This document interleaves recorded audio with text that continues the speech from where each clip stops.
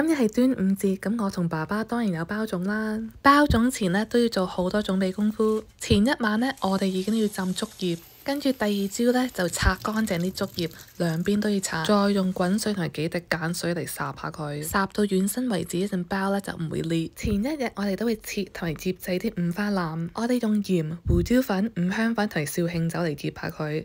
撈勻佢，再擺喺雪櫃醃過夜。包粽嗰個朝早，我哋洗糯米。我哋通常用呢一個品牌，涼開啲糯米，再洗，沖2次水，再用清水浸佢2個鐘，浸到腍為止。我哋亦都會加綠豆落啲粽度嘅，我哋用呢個品牌。同樣又係用水洗下啲綠豆，但係今次我哋唔係就係沖2次水，我哋會繼續沖洗佢至到水清為止，差唔多沖咗5次至到水嘅咁嘅樣呢，又再浸佢1個半鐘。花生嘅步驟呢，亦都係差唔多，我哋洗同埋沖1次水，跟住浸佢2個鐘，跟住我哋再等包粽。